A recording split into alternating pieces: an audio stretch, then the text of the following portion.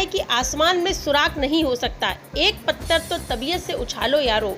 मशहूर कवि दुष्यंत कुमार की ये कविता संगम नगरी प्रयागराज के अहद अहमद पर पूरी तरह से फिट बैठती है।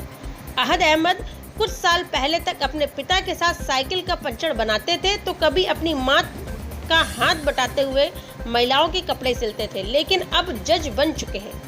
30 अगस्त को यूपी में PCSJ यानी जुडिशियल मजिस्ट्रेट की भर्ती के जो नतीजे जारी हुए उसमें अहद अहमद का भी नाम है।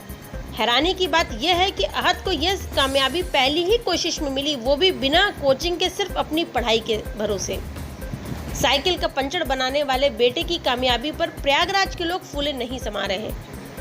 कहीं उनकी कामयाबी का जश्न मनाया जा रहा है तो कोई किसी अंदाज में अहद और उसके परिवार को मुबारकबाद दे रहा है। अहद की कामयाबी इसलिए भी मायने रखती है क्योंकि साइकिल का पंचर बनाकर परिवार का पेट पालने वाले पिता ने दिन रात कड़ी मेहनत कर उसे पढ़ाया। बेटे अहद को पढ़ा लिखा कर कामयाब इंसान बनाने का आइडिया उनकी मां अफसाना को फिल्म घर द्वार देख कर आया। इस फिल्म को देखने के बाद उन्होंने ये तय किया कि पति के पंचर की दुकान से परिवार का पेट चलेगा और वो लेडीज कपड़ों की सिलाई करके बच्चों को पढ़ाएंगी। अहद अहमद प्रयागराज से तकरीबन दूर नवाबगंज इलाके के छोटे से गांव बरई हरक के रहने वाले हैं। गांव में उनका एक छोटा सा टूटा फूटा मकान है और घर के बगल में ही उनके पिता शहजाद अहमद की साइकिल की पंचर की एक छोटी सी दुकान है। इसी दुकान में वह बच्चों के लिए टॉफी और चिप्स भी बेचते हैं। पिता की पंचर की दुकान अभी भी चलती है और पिछले कुछ सालों से अहद यहाँ नियमित तौर पर तो नहीं बैठते, लेकिन कभी कभार अपने पिता के काम में उनका हाथ जरूर बटाते हैं। अहद अहमद भाई और बहनों में तीसरे नंबर पर है। उनके माता पिता ने सिर्फ अहद अहमद को ही नहीं पढ़ाया बल्कि दूसरे बच्चों को भी तालीम दिलाई। अहद के बड़े भाई सॉफ्टवेयर इंजीनियर बन चुके हैं तो छोटा भाई एक प्राइवेट बैंक में ब्रांच मैनेजर है। परिवार की खुशियां हाल के दिनों में ही एक साथ सामने आईं। अहद का कहना है कि उनके माता पिता ने उन्हें न सिर्फ मुफलिसी और संघर्ष में पाल पोसकर इस मुकाम तक पहुंचाया बल्कि हमेशा ईमानदारी और नेक नियत से काम करने की नसीहत भी दी है। माता पिता की इस हिदायत पर वह उम्र भर अमल करने की कोशिश करेंगे। अहमद के मुताबिक उन्हें यह बताने में कतई झिझक नहीं होगी कि वह एक पंचर वाले के बेटे हैं। पिता शहजाद अहमद को यह अब आराम देना चाहते हैं। हालांकि जज बनने के बावजूद वे अभी भी कभी कभी पिता के काम में हाथ बटा लेते हैं। कदम की खुशी तो बहुत ज़्यादा है क्योंकि सपना था, 4-5 साल का सपना था कि जज बनूं और PCSJ क्वालिफाई करूं और अल्हम्दुलिल्लाह हो गया। लेकिन ये है कि परिवार हमेशा मेरा साथ रहा, कंपटीशन कितना भी हो, संघर्ष कितना भी बड़ा हो, हमेशा उन्होंने साथ दिया। अगर उनका साथ ना होता तो शायद ये इम्पॉसिबल होता। ये उन्हीं का साथ है और ये सफलता सिर्फ मेरी नहीं उनकी भी है बराबर। वही 2021 से लेके अभी तक और ये उसी का परिणाम है कि सक्सेसफुल रहा। और पारिवारिक कठिनाइयों की वजह से कोचिंग तो नहीं कर पाया लेकिन घर पे ही तैयारी की।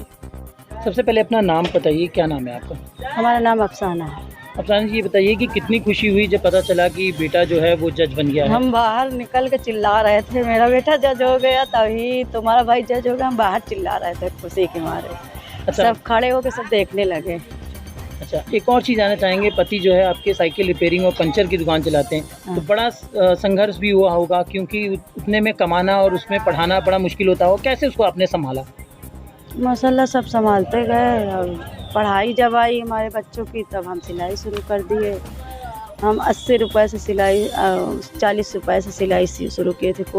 उसकी सूट सिलते थे। स्कूल बगल में था, ड्रेस भी मिल जाता था, सब सिलते थे। और गांव के भी सब बहुत दूर दूर से हमारे पास कपड़ा आने लगा। हम सूट खूब सिलने लगे, ब्लाउज भी सिलते थे, पेटीकोट भी सिलते थे। सिलाई से जो सिलने की जो प्रेरणा है ये आपके अंदर कहाँ से जुड़ी है? सिलाई की तो हमारी प्रेरणा आई, हम वही घर द्वार पिक्चर देखे थे। अच्छा। उसी में से आई है। हाँ, क्या था उस पिक्चर के अंदर? उस पिक्चर के अंदर था कि भाई भाभी ने अपने देवर और ननद को खूब पढ़ाया लिखाया था। उसी में से हमको भी हिम्मत मिली कि हम अपने बच्चों को पढ़ाएं।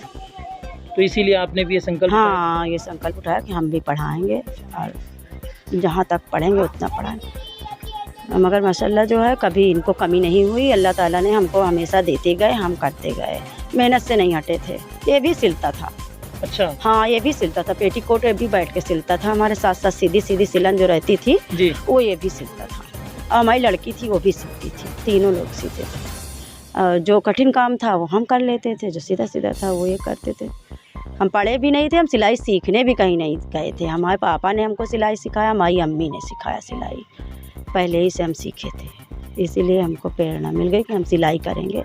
गांव है, गांव के बहुत लोग जानते हैं हमको कि चच्ची सिलाई करती हैं, चच्ची के पास जाओ। यानी कि अहद जो है आपका बेटा जो है वो माँ के भी काम में और पिता के भी काम में, दोनों में हाथ हाँ हाँ, ये उनका भी काम कभी कभी करता था। जब तक यहाँ जो है ये पढ़ता था तब तक करता था, और जब पढ़ चुका तो 8 के बाद वो कहने लगा हमसे कि हम मम्मी इलाहाबाद जाएंगे, हमको भेजो। हम कहा हमारे पास कुछ नहीं, हम 2 रुपए देंगे तुम्हारे एक पार्ले के लिए बस। जिद इनकी थी। अच्छा। हाँ, जिद इनकी थी। हम कहा जाओ, फिर बड़े बेटे से अपने बात किए तो कहने मम्मी भेज दो, रहेगा जैसे हम रहे वैसे वो भी रहेगा। फिर 500 रुपये देते थे किराया, 500 से ही लोगों ने 11,000 किराया दिया। अच्छा। हाँ, अब घर हम इनका बनवाया हुआ है, हमारे शौहर का, उसी ने घर बनवाया पूरा अपना। हम पढ़ाई लिखाई में लगाते थे, हम घर में पैसा एक नहीं लगाते थे, ना खाने में ना घर में, सिर्फ बच्चों की पढ़ाई, सिर्फ बच्चों की पढ़ाई करते थे, करवाते थे। हम अपने लिए भी कुछ नहीं लेते थे कि हम इनको पढ़ाएंगे, बस इसी से हमारी अच्छाई है। तो आज जो आपका समर्पण था वो कहीं ना कहीं और बेटे की मेहनत रंग लाई। हाँ, रंग ला दी, इतना रंग ला दी कि हम बता नहीं सकते हम कितना रंग लाई इनकी मेहनत। सारे बहन भाई हमारे सब बच्चे अच्छी पोस्ट पे थे, हमारे पापा भी अच्छे पोस्ट पे थे, मगर हमारी शादी यहाँ हुई थी कि हम पढ़े नहीं थे, इसीलिए हो गई थी। ठीक। हाँ।